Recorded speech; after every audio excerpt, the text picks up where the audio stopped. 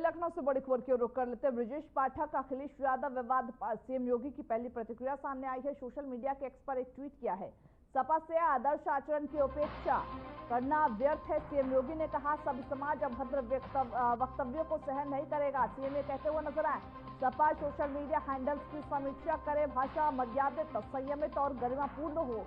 बताते हुए चले कि यूपी के डिप्टी सीएम ब्रजेश पाठक और समाजवादी पार्टी के राष्ट्रीय अध्यक्ष अखिलेश यादव के बीच डीएनए विवाद छिड़ा हुआ है, जिस पर घमासान लगातार जारी है।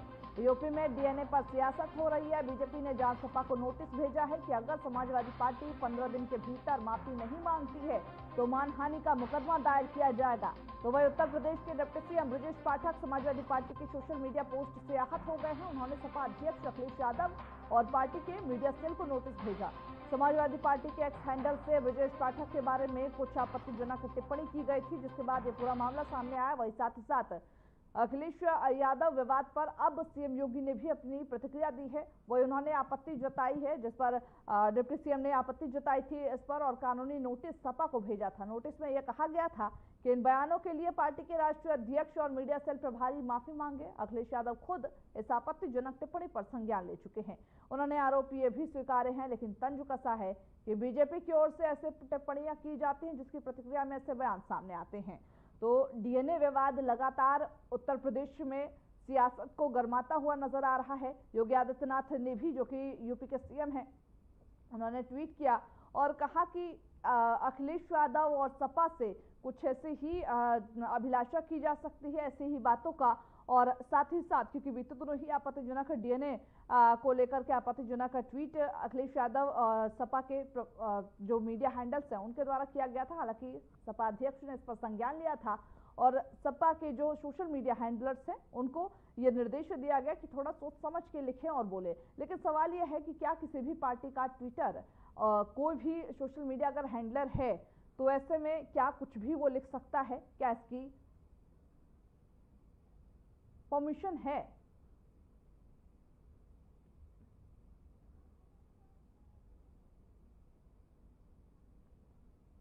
तो यूपी के सियासत में कहीं ना कहीं ये जो पूरा मोड़ है वो अलग ही सियासत, क्योंकि देखिए लगातार ये देखा जाता है कि नेता जो हैं वो आपस में बयानबाजी करते हैं जिसके बाद उन्हें माफी मांगना पड़ता है। लेकिन फिलहाल सोशल मीडिया के थ्रू ये बयान सामने आया। हमारे साथ पूर्व डिप्टी सीएम दिनेश शर्मा जुड़ चुके हैं। दिनेश जी, पहले तो आपका स्वागत है हमारे चैनल में। मैं आपसे जरा ये बात देखना चाहूंगी कि देखिए लगातार जो डीएनए विवाद है यूपी में देखा जा रहा है, आप किस तरीके से इस पूरे चीज को देखते हैं सपा को लेकर के? जैसे सीएम योगी ने भी ट्वीट किया कि सपा की नीति और जो उनकी लिखावट है दोनों में ही खोट है। आपका क्या कुछ कहना है इस पे? नहीं, देखिए शब्द का संयम एक राजनीतिक दल और राजनीतिक दल के नेताओं के लिए बहुत बड़ी चीज होता है। एक संवैधानिक पद पर और वो भी उप मुख्यमंत्री से पद पर बैठे हुए व्यक्ति के बारे में जो शब्दावली का प्रयोग हुआ है और एक पॉलिटिकल पार्टी के ट्विटर हैंडल से हुआ, वो दुखद है और उसमें शब्दों की मर्यादा भंग हुई है। और मैं समझता हूँ कि इस प्रकार की जो शब्द का चयन है वो राजनीतिक शुचिता को समाप्त करता है।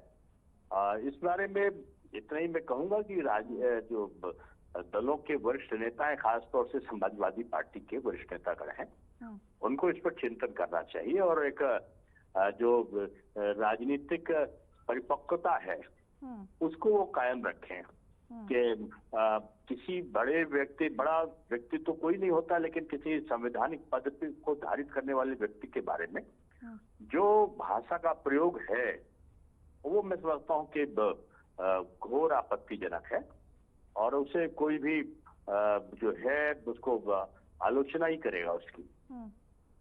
लेकिन सर मैं जरा ये भी समझना चाहूंगी, अखिलेश यादव के ट्विटर से एक और ट्वीट होता, उन्होंने कहा कि जो चर्चा करने वाले लोग हैं जिनके पास कोई काम नहीं है वो मुद्दे को पकड़ के बैठ जाते हैं, जिनके पास काम होता है वो आगे बढ़ जाते हैं। अगर यही काम किसी बीजेपी नेता की ओर से किया जाता तो सपा के लोग और साथ ही तमाम जो विपक्षी दल है वो इस्तीफे की मांग करने लगते। लेकिन जब अभी एक पार्टी जो एक अच्छा पार्टी रहा है, कभी यूपी में उनका वर्चस्व था, लेकिन अब उन्हीं के ट्विटर हैंडल से ये ट्वीट कर दिया जा रहा है, उसके बाद अखिलेश यादव ये कहते हुए नजर आ रहे कि मैंने अपने सोशल मीडिया वालों को समझा दिया, वो आगे ना करें।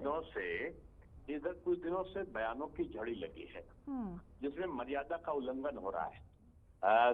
जो हमारे वीर सेनानी या जिनको कहें कि भारत का गौरव राणा सांगा के बारे में आपत्तिजनक बयान हुआ समाजवादी पार्टी के वरिष्ठ नेता के द्वारा।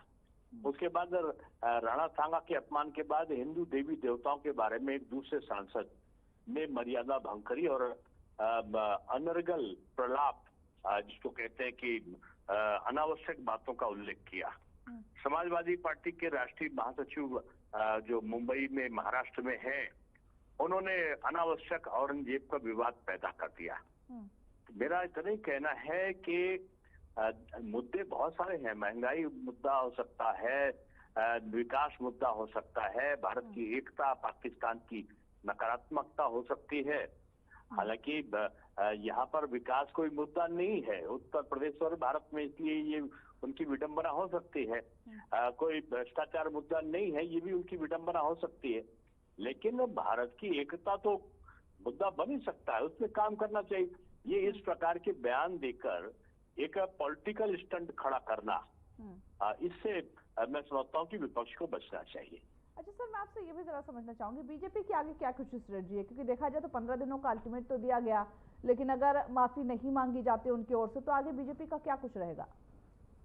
मैंने देखिए, लोकतंत्र में बहुत सारे अधिकार किसी भी राजनीतिक दल के पास में संरक्षित होते हैं और बेहतर यही होता है कि सारे दल उसका पालन करें और लोकतांत्रिक परंपराओं को माने। अब ये एक अलग विषय है कि आगे विपक्ष का रवैया क्या होता है, लेकिन ये दुखद है और इस प्रकार के बयानों से बचना चाहिए। बिल्कुल, बहुत शुक्रिया आपका हमारे साथ जुड़ने के लिए, ज्यादा जानकारी देने के लिए। जैसा आपने सुना, हमारे साथ डिप्टी सीएम दिनेश शर्मा जुड़े हुए, तो उन्होंने कहा कि अखिलेश यादव की ओर से और साथ ही जो तमाम पार्टी है उनकी ओर से लगातार बयानबाजी का जो दौर है वो लगातार जारी है। वहीं ये भी कहा कि किसी भी पार्टी को किसी एक ऐसे पद पे बैठे हुए, डिप्टी सीएम के पद पर बैठे हुए इंसान के लिए किस तरह की कोई अमर्यादित टिप्पणी करना शोभा नहीं देती है। आगे हालांकि बीजेपी का क्या कुछ स्टैंड रहेगा वो भी देखना होगा।